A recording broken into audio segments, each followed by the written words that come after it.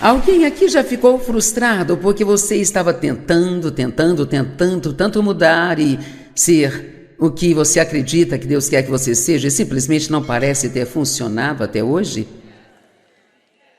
Bem, eu vou chamar isso de como podemos mudar, mas realmente queria chamar de estou me esforçando tanto para mudar, mas não está funcionando.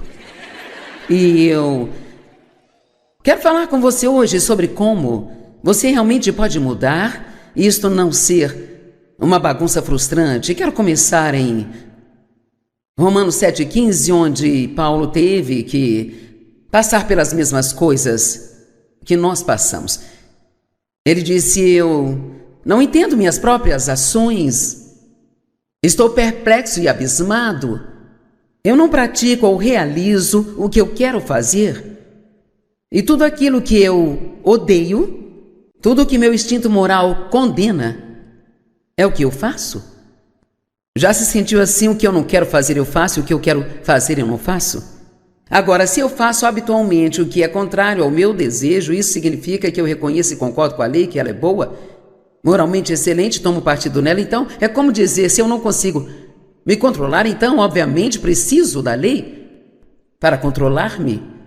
No entanto, não sou mais eu que faço a ação, mas o princípio do pecado que toma conta de mim tem posse de mim. Agora, sabe, ele continua assim por alguns versos e, honestamente, como um cristão novo, e no momento que você lê isso, você acha que ou Paulo era louco ou porque é como se, bem, Paulo, você fez isso, mas se você está dizendo que não fez, então quem fez? Basicamente, ele está falando sobre seu velho homem versus a nova realidade da criação. Então, ele está dizendo, eu realmente não fiz isso, e ele quis dizer que como uma nova criação, seu novo espírito, ele não queria fazer aquilo. Então ele disse, deve ser o princípio do pecado que ainda está operando na minha carne. E a Bíblia diz que se alguém está em Cristo é nova criatura. As coisas velhas passaram e tudo se fez novo, mas todos nós sabemos disso. Cremos nessa escritura e a explicarei, mas todos sabemos que no minuto em que nascemos de novo, nem tudo muda, sabe? Sabe, se você era impaciente, você não se torna paciente de repente. Se você tinha um mau humor, não supera isso de repente. Agora, há coisas das quais as pessoas são libertas a partir do momento em que são salvas. Eu já ouvi falar de pessoas que eram viciadas em drogas e foram libertas instantaneamente. Meu pai tinha uma boca muito suja. Ele usava uma linguagem muito feia durante a minha infância, sabe? Ele nasceu de novo aos 83 anos e desde então nunca mais ouvi falar um palavrão. E assim tem coisas que mudam, mas todos nós passamos por um processo e um processo significa que isso demanda tempo e parece que dura a vida toda, o que honestamente realmente dura, porque até que Jesus volte para nos buscar, enquanto vivemos desses corpos carnais, todos teremos algumas coisas aparecendo de tempos em tempos, sabe? No entanto, continuamos melhorando. E essa é uma boa notícia. Quanto mais você anda com Deus, então mais você começa a se comportar como Jesus. Mas se esta escritura diz que se alguém está em Cristo é uma nova criatura, que as coisas velhas passaram e tudo se fez novo, mas na prática nem todas as coisas velhas passaram. Então, do que ele estava falando? Eu acredito que quando nascemos de novo nos tornamos uma argila espiritual novinha. Eu trouxe um pouco de argila, mas na verdade é massinha. E veja, antes de nascer de novo, você é duro de coração, é imóvel, não pode ser moldado ou trabalhado. Você tem suas próprias ideias, mas quando você nasce de novo, Deus lhe dá um novo espírito e um novo coração. E então, interiormente, você se torna mais macio e flexível e moldável. E Deus pode trabalhar com você e fazer coisas em sua vida. Já peço desculpas adiantado, esta é uma representação terrível, mas vamos fingir que este é Jesus. Nós sabemos que ele não é um Jesus de massinha, mas agora isso foi o melhor que eu consegui encontrar. E eu gosto desse exemplo, eu uso há alguns anos, sabe? Então, nós devemos ser moldados à imagem de Jesus. O que significa que tem coisas em nós que não se encaixam, sabe? E então o que vai acontecer com tudo isso? Tudo isso tem que ser tratado e descartado. E nem sempre nós gostamos disso, não é mesmo? É como eu não quero abrir mão disso. Não, Jesus, você não pode ficar com isso, eu quero manter isso. Mas ele está muito determinado a fazer do jeito dele, então, eventualmente você vive o suficiente e trabalha com Deus por tempo suficiente e finalmente consegue. Então você se torna como ele. Romanos 8:29 diz: pois os que de antemão conheceu, de quem tinha conhecimento e amava desde antemão, ele também os destinou, ou predestinou desde o princípio para serem moldados conforme a imagem de seu Filho. Agora, ficamos um pouco confusos sobre a palavra predestinação. Quando Jesus nos predestina para algo, sabe? Isso não significa que tudo vai acontecer realmente enquanto nós não fazemos nada além de esperar que Deus faça aquilo. A predestinação significa que Deus predeterminou qual é a vontade dele para nós.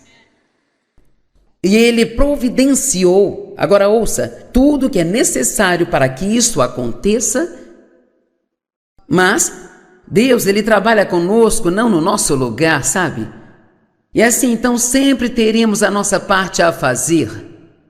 A nossa parte, no entanto, em sermos transformados à imagem de Cristo, não é entrar nas obras da carne, tentando fazer acontecer, tentando mudar a si mesmo. É para nós aprendermos a cooperar com o Espírito Santo. E nós fazemos um esforço, mas o esforço que nós fazemos é um esforço liderado pelo Espírito, controlado pelo Espírito, energizado pelo Espírito. Agora, eu vou dizer isso novamente, porque se você não entender, há uma coisa que temos que entender, se um dia quisermos crescer e não ficar tão frustrados que queiramos nos matar, é que você tem que entender a diferença entre as obras da carne e a graça. As obras da carne são nossa energia gasta tentando fazer o trabalho de Deus.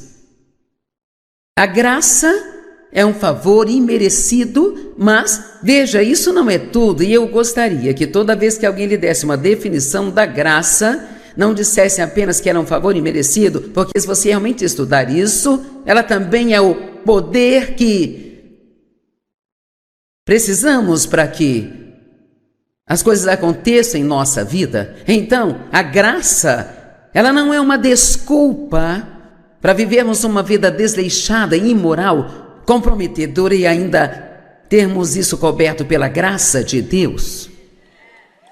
Amém?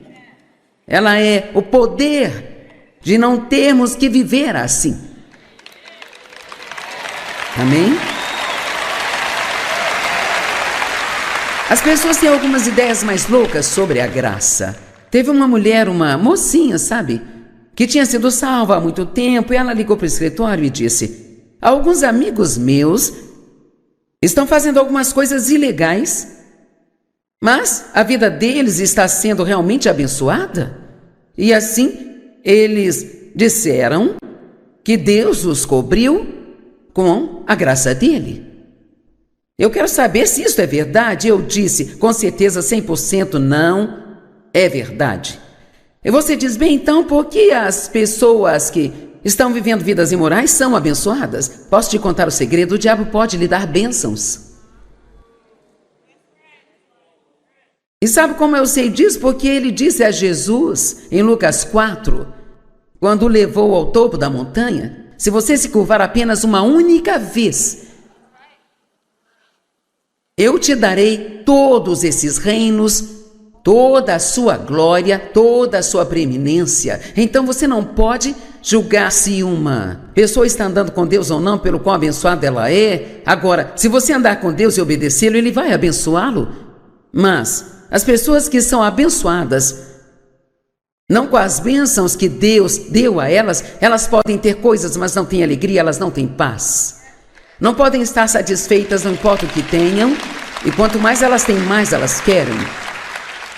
E elas são egoístas e usam tudo para si próprias. Se você é verdadeiramente abençoado por Deus, você é muito, muito grato. Você é humilde em todas as coisas e você diz a Deus: eu não mereço isso. Você é tão bom, obrigado, obrigada. E porque o Espírito de Deus está em você, você tem um profundo desejo de abençoar o maior número de pessoas que for possível abençoar. Amém? Então, se você vê alguém que tem um monte de coisas e que está vivendo uma vida imoral, não pense que a graça de Deus está encobrindo os pecados delas. Saiba apenas que eles podem ter coisas, mas que eles não têm. E seria melhor não ter coisas, mas ter a paz e ter a alegria, do que ter um monte de coisas e não ter paz e nem alegria. Amém?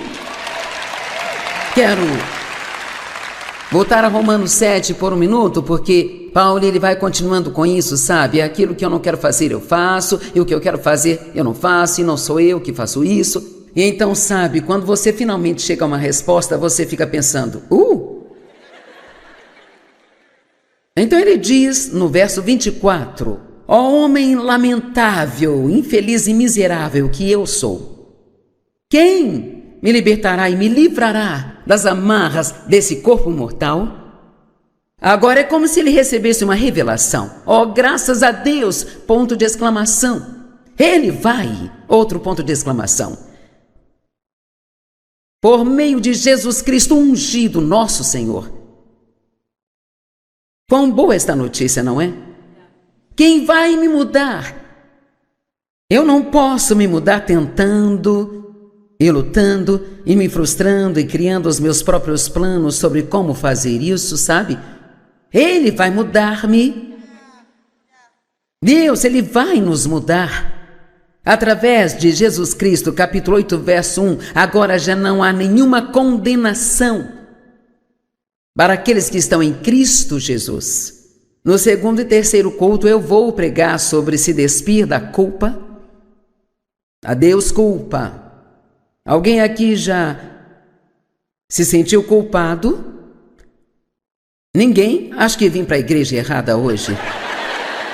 Eu sei que é cedo, mas se eu consigo fazer isso, com certeza você consegue levantar a mão. Amém? Quantos aqui perdem muito tempo se sentindo culpado? Ok. Bem, vou contar minha história rapidamente. Eu tinha um problema horrível com a culpa, sabe? E provavelmente eu só fui completamente liberta disso digamos, nesses últimos 15, 20 anos. Isso significa que mesmo nos meus primeiros 25 anos, tentando seriamente servir a Deus, eu ainda lutava com esse sentimento de culpa o tempo inteiro. Começou na minha infância, quando meu pai estava abusando sexualmente de mim e eu, de alguma forma, achava que a culpa de tudo aquilo era minha. Eu tinha esse disco tocando na minha cabeça o tempo todo. O que há de errado comigo? O que há de errado comigo? O que há de errado comigo? O que há de errado comigo? E uma coisa interessante sobre as crianças, se os pais estão fazendo coisas que não deveriam, até mesmo se os pais estão brigando de alguma forma, a criança pensa que a culpa é dela. Se eu fosse melhor, eles não fariam isso? Quando os pais se divorciam, muitas vezes as crianças pensam que a culpa é delas. Então, se isso é algo que você teve que fazer por motivos certos, você precisa explicar aos seus filhos que não tem nada a ver com eles. Mas eu estava totalmente convencida de que o pai de mais ninguém estava fazendo com eles aquilo que meu pai fazia comigo, portanto, deveria haver algo de errado comigo. Sabe, embora meu pai me dissesse que não havia nada de errado com aquilo e que ele só fazia aquilo porque ele me amava e todas as outras mentiras estúpidas que os abusadores contam, ele também me falava que eu tinha que manter aquilo em segredo. Eu sabia lá no fundo que havia algo de errado. Mas eu era criança, eu não sabia o quê. Então eu comecei a me sentir culpada e ao ter que guardar aquele terrível segredo da minha mãe e de todo mundo, acabei carregando essa culpa por toda a minha vida. Agora, depois que eu nasci de novo e comecei a servir a Deus e a ouvir alguns bons ensinamentos, fiquei um pouco mais tranquila, mas aquilo sempre estava lá. Aquela culpa estava enraizada de que havia algo de errado comigo, e muitas vezes eu nem sabia por que eu me sentia culpada, sabe? Eu só sentia. Eu digo que eu não me sentia bem se eu não me sentisse errada. Repetindo, eu não me sentia certa se eu não me sentisse errada. Então, quando comecei a me libertar um pouco da culpa e a não me sentir culpada, então me sentia culpada por não estar me sentindo culpada. Eu não sei se alguém aqui já teve um caso tão ruim quanto eu, mas eu estou dizendo, eu era viciada em sentimentos de culpa. E isso era horrível, absolutamente horrível. Sentir constantemente que algo está errado com você ou que você fez algo errado. Alguém aqui entende do que eu estou falando? Porque realmente, quando você se sente assim, você não consegue desfrutar de nada em sua vida. Você não desfruta de nada. E sabe, eu sou tão grata e feliz por poder estar aqui e dizer a vocês agora que eu, basicamente, quase nunca me sinto culpada por coisa alguma hoje em dia. E você diz, Joyce, quando você peca, você não se sente culpada? Não. Deus não nos pediu para sentirmos culpa. Ele pediu para que nos arrependamos. E a Bíblia diz que quando fazemos isso, Ele não apenas nos perdoa, mas que Ele esquece o que fizemos e que leva nosso pecado para tão longe quanto o leste está do oeste. E ninguém consegue descobrir o quão longe é, mas é tão longe que nunca mais acharemos o nosso pecado. Então, se Deus pode esquecê-lo, por que temos que continuar lembrando dele? Agora, aqui está o que a culpa é. São as obras da carne. Isto é só a nossa maneira humanista de tentar pagar pelo que fizemos de errado. Amém? Digamos que você fez algo esta manhã no caminho para a igreja, você perdeu a paciência. E assim você vai se sentir culpado dentro e fora por talvez uns 3 dias. Então você vai superar isso e receberá o mesmo dom gratuito de perdão que está disponível para você neste exato momento. E esses 3 dias serão desperdiçados. E a Bíblia nos diz claramente. Na verdade, vamos ler isso em Hebreus, capítulo 10, versículos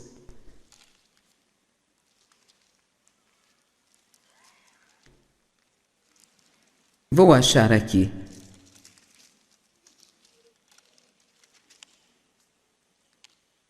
Do 12 ao 14.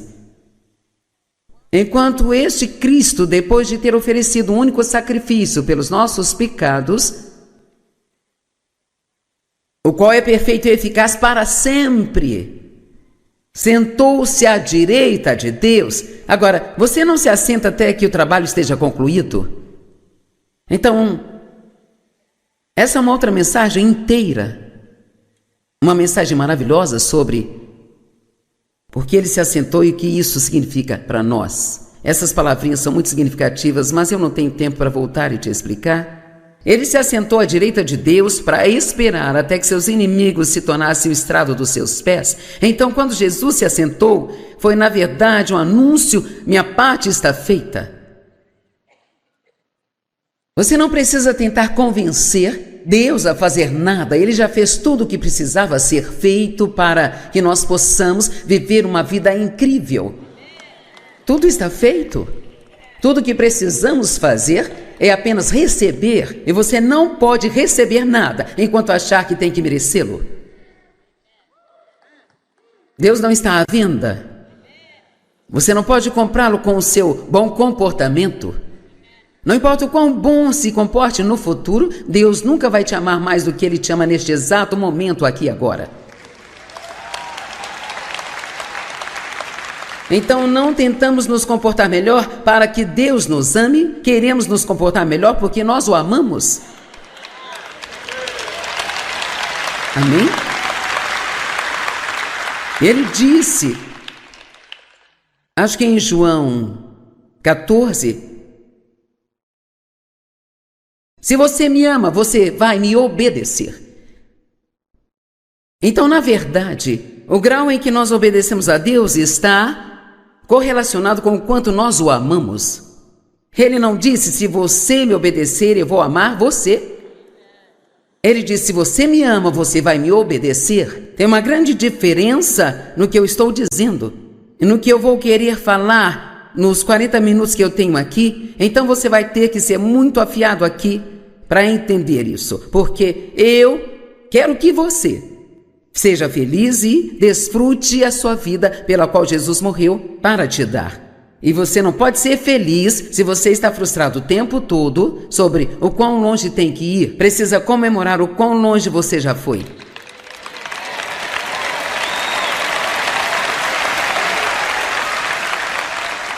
Celebre o quão longe você já chegou e confie que, assim como Deus já mudou algumas coisas em você, Ele mudará outras coisas, desde que, sabe, tem algumas coisas que você precisa fazer. Permaneça na palavra e tenha um relacionamento de amor com Deus, onde você passa tempo com Ele. Quanto mais tempo você passa com Ele, mais você se torna como Ele.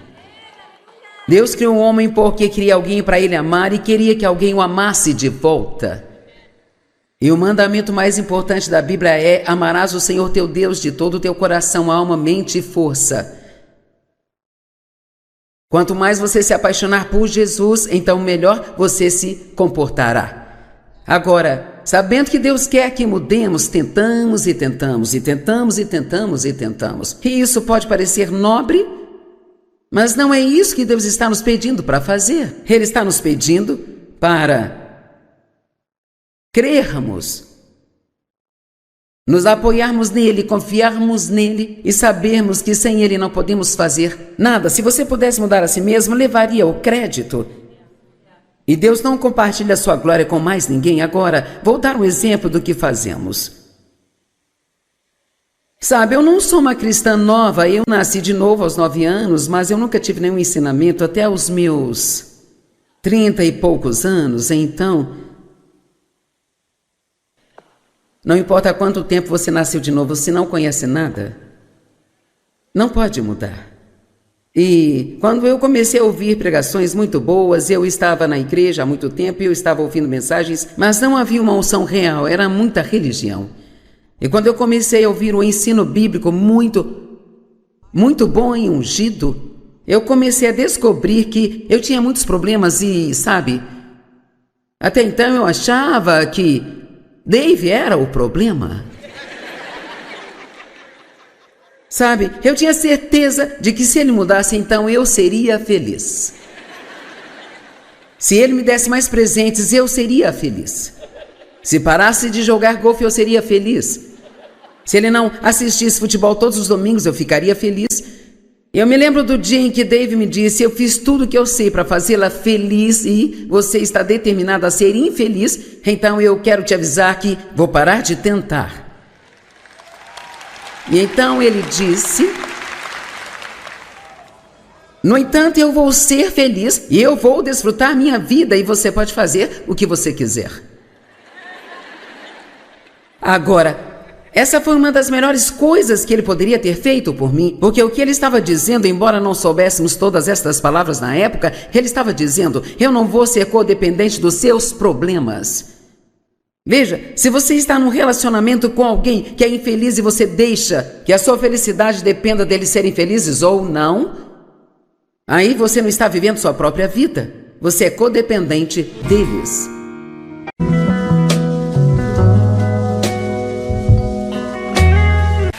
Alguém aqui já ficou frustrado porque você estava tentando tanto mudar e ser o que você acredita que Deus quer que você seja e simplesmente não parece ter funcionado até hoje? Bem, eu vou chamar isso de como podemos mudar, mas realmente queria chamar de estou me esforçando tanto para mudar, mas não está funcionando. E eu quero falar com você hoje sobre como você realmente pode mudar e isto não ser uma bagunça frustrante. Quero começar em Romanos 7,15, onde Paulo teve que passar pelas mesmas coisas que nós passamos. Ele disse: eu não entendo minhas próprias ações, estou perplexo e abismado, eu não pratico ou realizo o que eu quero fazer, e tudo aquilo que eu odeio, tudo que meu instinto moral condena, é o que eu faço. Já se sentiu assim? O que eu não quero fazer eu faço, o que eu quero fazer eu não faço? Agora, se eu faço habitualmente o que é contrário ao meu desejo, isso significa que eu reconheço e concordo com a lei, que ela é boa, moralmente excelente, tomo partido nela. Então, é como dizer, se eu não consigo me controlar, então, obviamente, preciso da lei para controlar-me. No entanto, não sou mais eu que faço a ação, mas o princípio do pecado que toma conta de mim tem posse de mim. Agora, sabe, ele continua assim por alguns versos e, honestamente, como um cristão novo, e no momento que você lê isso, você acha que ou Paulo era louco ou porque é como se, bem, Paulo, você fez isso, mas se você está dizendo que não fez, então quem fez? Basicamente, ele está falando sobre seu velho homem versus a nova realidade da criação. Então ele está dizendo, eu realmente não fiz isso, e ele quis dizer que como uma nova criação, seu novo espírito, ele não queria fazer aquilo. Então ele disse, deve ser o princípio do pecado que ainda está operando na minha carne. E a Bíblia diz que se alguém está em Cristo é nova criatura. As coisas velhas passaram e tudo se fez novo, mas todos nós sabemos disso. Cremos nessa escritura e a explicarei, mas todos sabemos que no minuto em que nascemos de novo, nem tudo muda, sabe? Sabe, se você era impaciente, você não se torna paciente de repente. Se você tinha um mau humor, não supera isso de repente. Agora, há coisas das quais as pessoas são libertas a partir do momento em que são salvas. Eu já ouvi falar de pessoas que eram viciadas em drogas e foram libertas instantaneamente. Meu pai tinha uma boca muito suja. Ele usava uma linguagem muito feia durante a minha infância, sabe? Ele nasceu de novo aos 83 anos e desde então nunca mais ouvi falar um palavrão.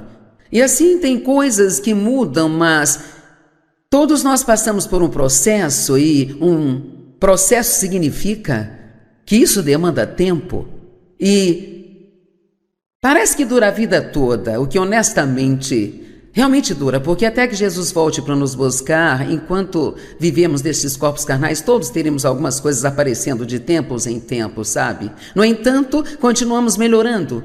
E essa é uma boa notícia. Quanto mais você anda com Deus, então mais você começa a se comportar como Jesus. Mas se esta escritura diz que se alguém está em Cristo é uma nova criatura, que as coisas velhas passaram e tudo se fez novo, mas na prática nem todas as coisas velhas passaram. Então, do que ele estava falando? Eu acredito que quando nascemos de novo nos tornamos uma argila espiritual novinha. Eu trouxe um pouco de argila, mas na verdade é massinha. E veja, antes de nascer de novo, você é duro de coração, é imóvel, não pode ser moldado ou trabalhado. Você tem suas próprias ideias, mas quando você nasce de novo, Deus lhe dá um novo espírito e um novo coração. E então, interiormente, você se torna mais macio e flexível e moldável. E Deus pode trabalhar com você e fazer coisas em sua vida. Já peço desculpas adiantado, esta é uma representação terrível, mas vamos fingir que este é Jesus.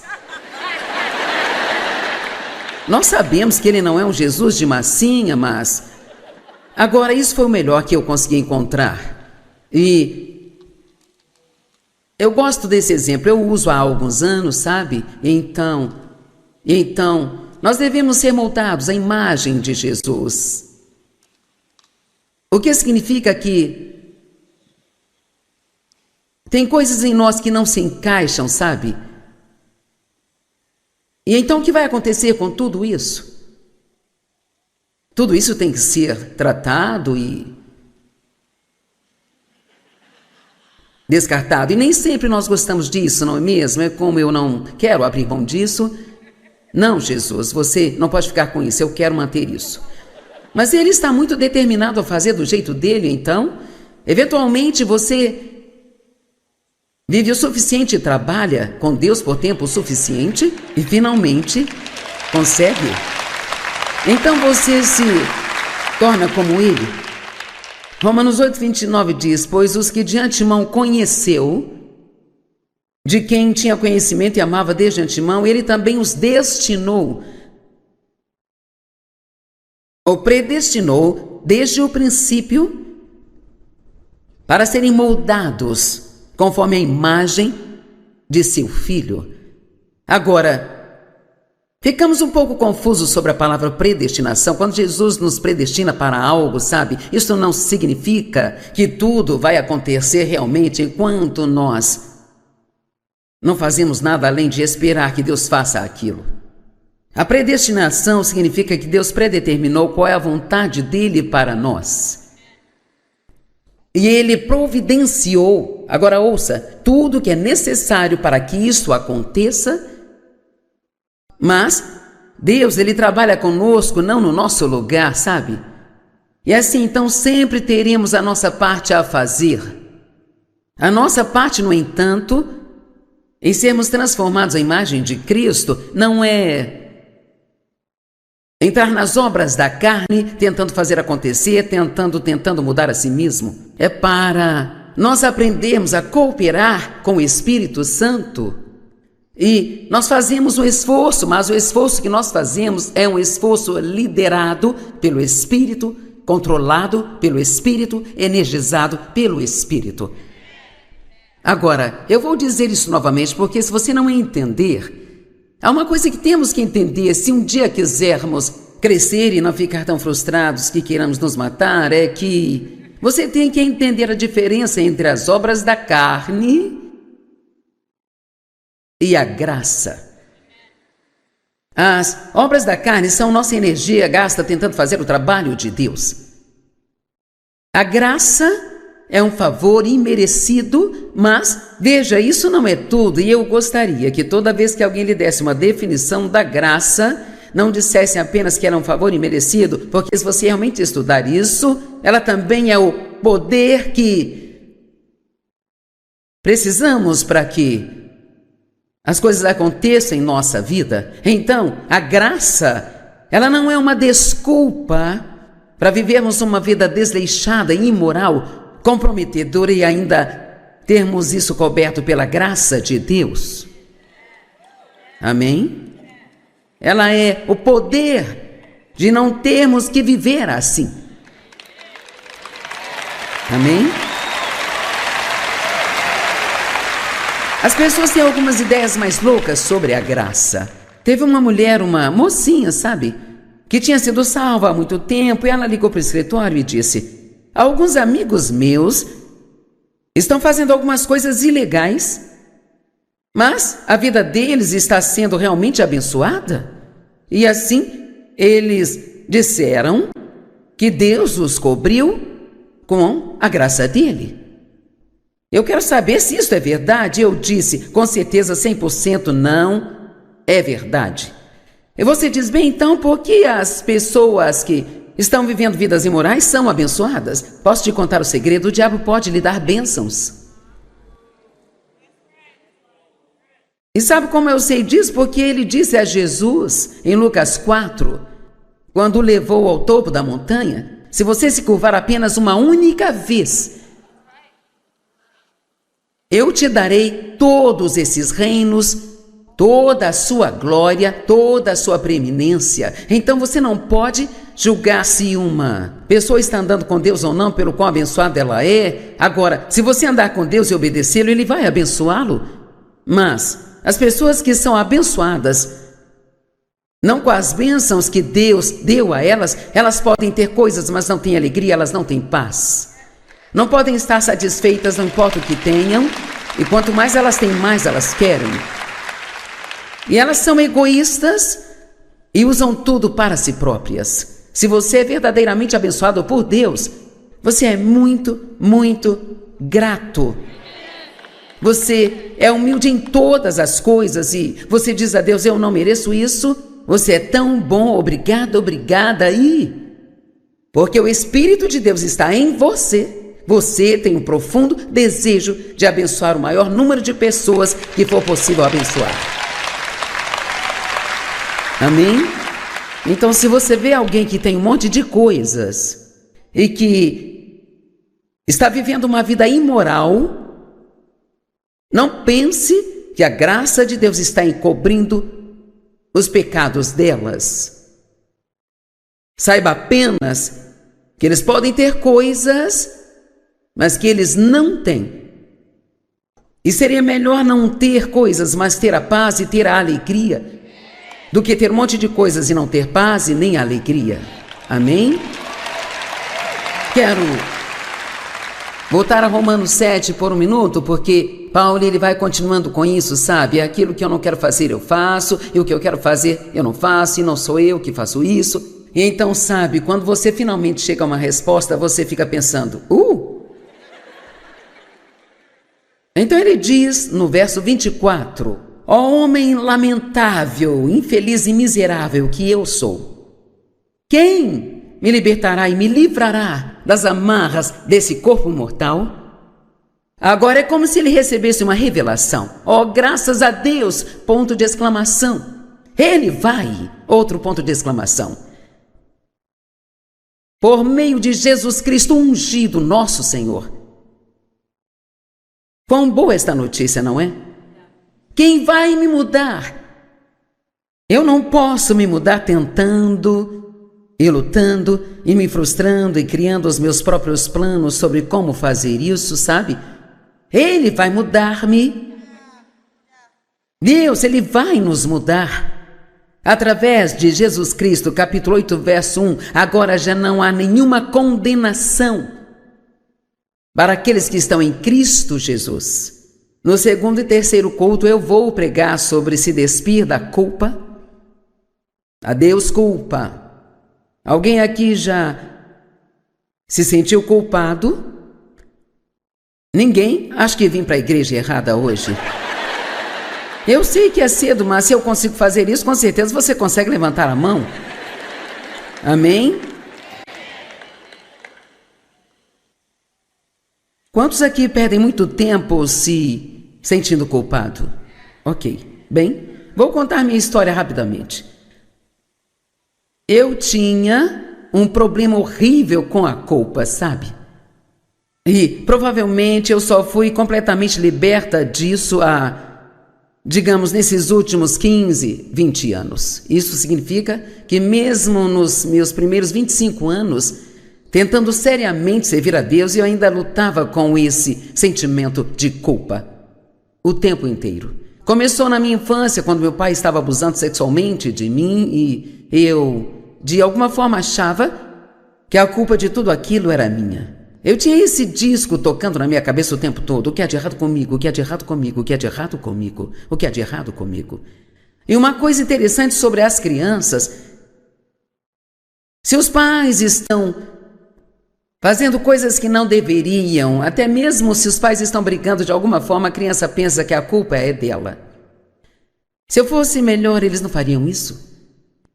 Quando os pais se divorciam, muitas vezes as crianças pensam que a culpa é delas. Então, se isso é algo que você teve que fazer por motivos certos, você precisa explicar aos seus filhos que não tem nada a ver com eles. Mas eu estava totalmente convencida de que o pai de mais ninguém estava fazendo com eles aquilo que meu pai fazia comigo, portanto, deveria haver algo de errado comigo. Sabe, embora meu pai me dissesse que não havia nada de errado com aquilo e que ele só fazia aquilo porque ele me amava e todas as outras mentiras estúpidas que os abusadores contam, ele também me falava que eu tinha que manter aquilo em segredo. Eu sabia lá no fundo que havia algo de errado, mas eu era criança, eu não sabia o quê. Então eu comecei a me sentir culpada e ao ter que guardar aquele terrível segredo da minha mãe e de todo mundo, acabei carregando essa culpa por toda a minha vida. Agora, depois que eu nasci de novo e comecei a servir a Deus e a ouvir alguns bons ensinamentos, fiquei um pouco mais tranquila, mas aquilo sempre estava lá. Aquela culpa estava enraizada de que havia algo de errado comigo e muitas vezes eu nem sabia por que eu me sentia culpada, sabe? Eu só sentia. Eu digo que eu não me sentia bem se eu não me sentisse errada.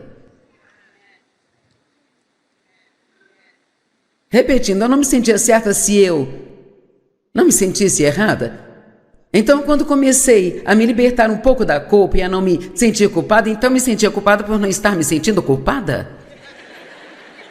Eu não sei se alguém aqui já teve um caso tão ruim quanto eu, mas eu estou dizendo, eu era viciada em sentimentos de culpa. E isso era horrível, absolutamente horrível. Sentir constantemente que algo está errado com você ou que você fez algo errado.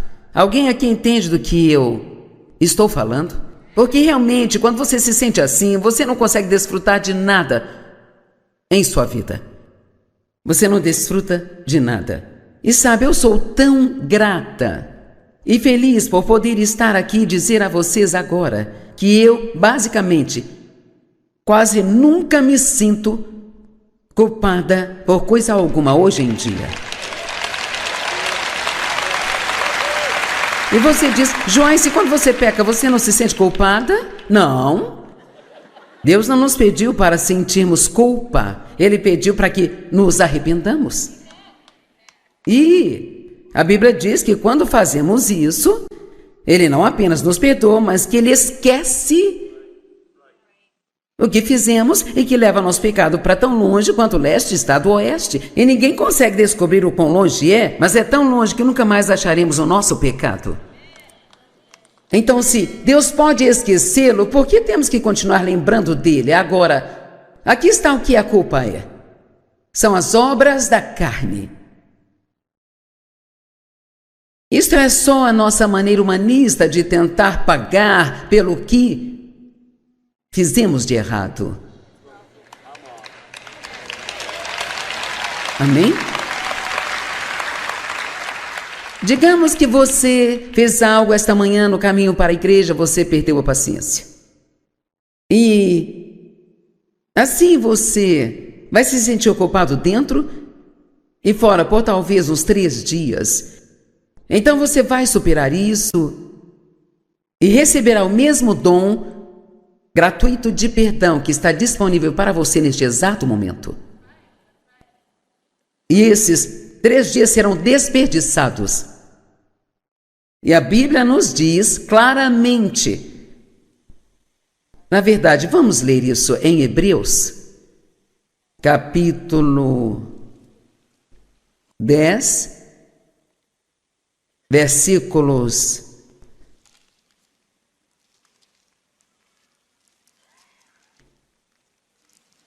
'Vou achar aqui.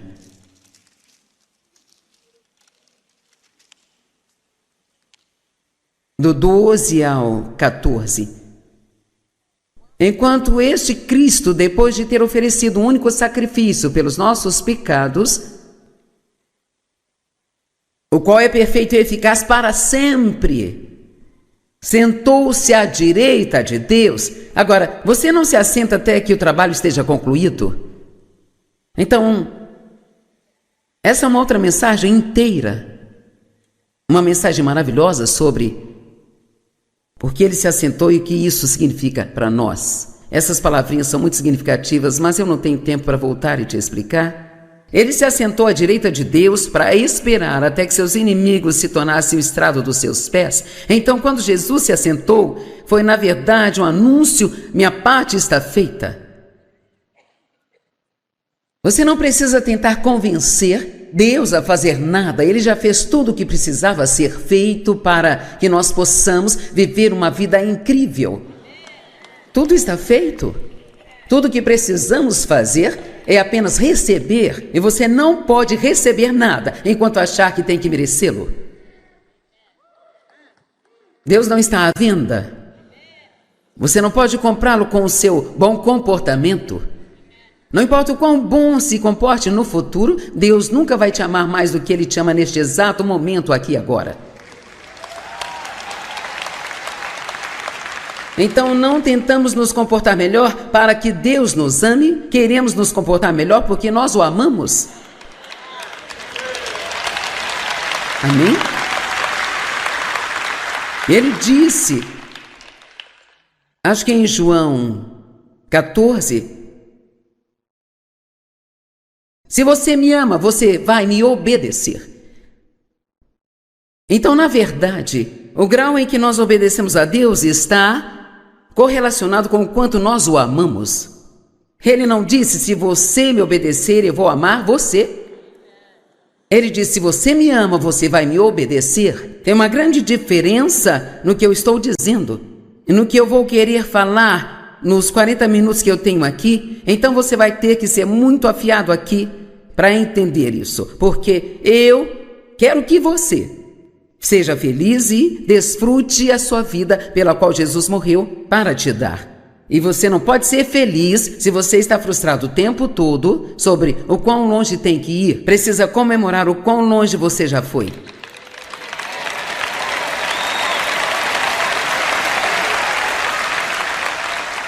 Celebre o quão longe você já chegou e confie que, assim como Deus já mudou algumas coisas em você, Ele mudará outras coisas, desde que, sabe, tem algumas coisas que você precisa fazer. Permaneça na palavra e tenha um relacionamento de amor com Deus, onde você passa tempo com Ele. Quanto mais tempo você passa com Ele, mais você se torna como Ele.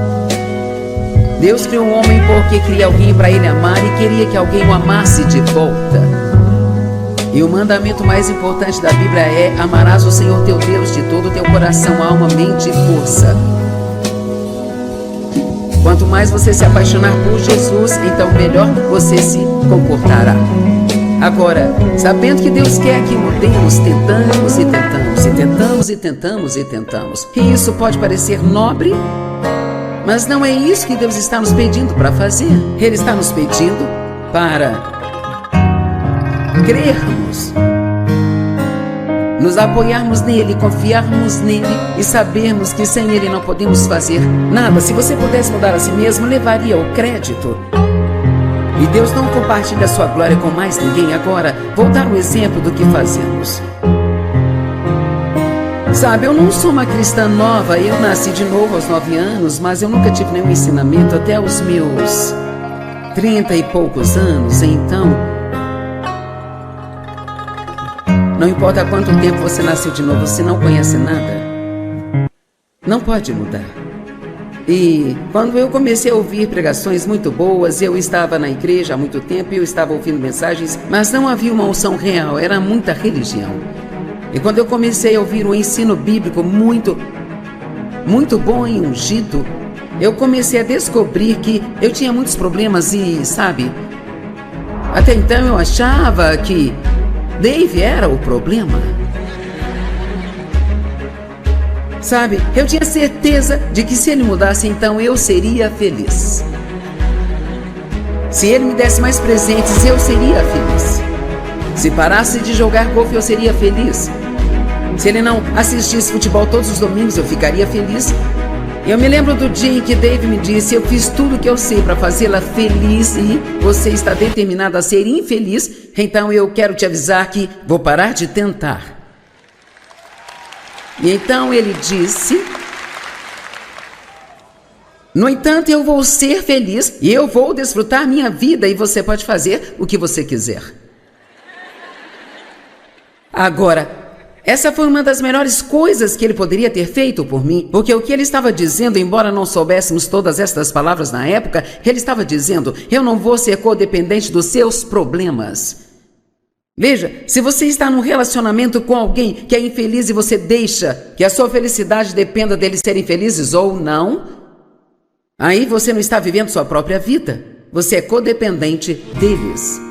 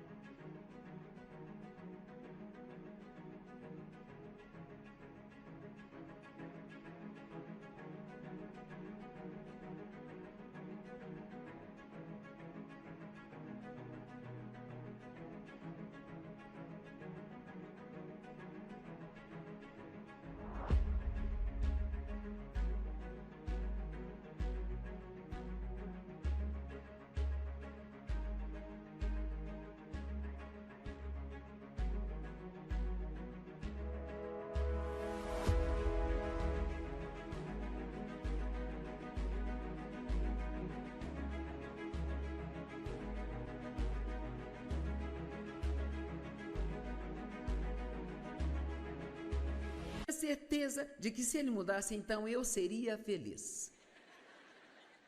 Se ele me desse mais presentes, eu seria feliz. Se parasse de jogar golfe, eu seria feliz. Se ele não assistisse futebol todos os domingos, eu ficaria feliz. Eu me lembro do dia em que Dave me disse: eu fiz tudo o que eu sei para fazê-la feliz e você está determinado a ser infeliz, então eu quero te avisar que vou parar de tentar. E então ele disse: no entanto, eu vou ser feliz e eu vou desfrutar minha vida e você pode fazer o que você quiser. Agora, essa foi uma das melhores coisas que ele poderia ter feito por mim, porque o que ele estava dizendo, embora não soubéssemos todas estas palavras na época, ele estava dizendo: eu não vou ser codependente dos seus problemas.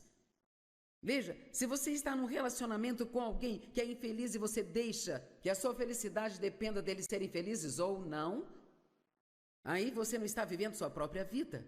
Você é codependente deles.